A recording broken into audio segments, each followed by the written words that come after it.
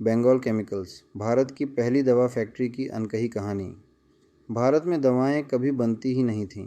हर दवा विदेश से आती थी, महंगी, दुर्लभ और आम लोगों की पहुंच से बाहर। और तभी एक बंगाली वैज्ञानिक ने इतिहास बदल दिया। आज जानते हैं बंगाल केमिकल्स की वो कहानी जो भारत की वैज्ञानिक आत्मनिर्भरता की पहली नींव बनी।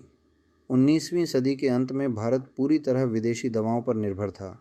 ब्रिटिश कंपनियां भारत को सिर्फ बाजार समझती थीं, इलाज नहीं। मुनाफा उनका मकसद था। इसी दौर में एक युवा बंगाली छात्र स्कॉटलैंड में पढ़ाई कर रहा था। नाम था प्रफुल्ला चांद्रा रे, पीसी। रे ने यूनिवर्सिटी ऑफ एडिनबर्ग से डीएससी किया। वापस आकर वे प्रेसिडेंसी कॉलेज और कैलकाटा यूनिवर्सिटी में पढ़ाने लगे। उनकी लैब छोटी थी, संसाधन कम थे, लेकिन उनके भीतर एक सपना था। भारत अपनी दवा खुद बनाएगा। उन्होंने 1852 में बंगाल केमिकल वर्क्स की नींव रखी, जो आगे चलकर बंगाल केमिकल्स एंड फार्मास्यूटिकल्स बना।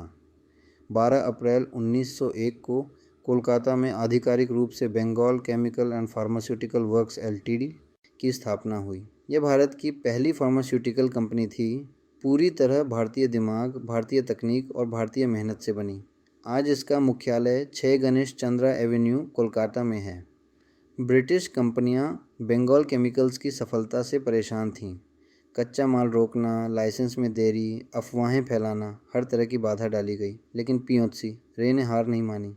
उन्होंने कहा, अगर विज्ञान का रास्ता कठिन है तो इसका मतलब है कि हम सही दिशा में जा रहे हैं। कंपनी ने शुरुआत में आयोडीन, फिनाइल, सल्फेट्स और बेसिक दवाएं बनाई। धीरे धीरे ये बढ़कर बनी घरेलू उत्पाद, phenyl, liquid soap, naphthalene balls, generic दवाएं, tablet, capsule, syrup, industrial chemicals, aluminium sulphate, ferric and non ferric.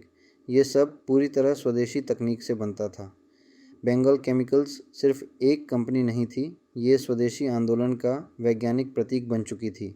लोग गर्व से कहते थे, ये दवा विदेशी नहीं, अपनी है। पीसी रे ने विज्ञान को देशभक्ति से जोड़ा, और यही उनकी सबसे बड़ी जीत थी। आज बंगाल केमिकल्स एक सेंट्रल पब्लिक सेक्टर अंडरटेकिंग है। भारत सरकार के केमिकल्स एंड फर्टिलाइजर्स मंत्रालय के अंतर्गत काम करती है। 2018-19 में इसका राजस्व Rs 5 और मुनाफा Rs 25.6 था। कंपनी के पास आज भी लगभग 195 कर्मचारी हैं। जब भी आप बंगाल केमिकल्स की कोई बोतल देखें, याद रखिए, ये सिर्फ एक प्रोडक्ट नहीं, ये एक वैज्ञानिक का सपना है, एक देश का संघर्ष है और भारत की पहली दवा फैक्ट्री की 100 साल पुरानी कहानी है।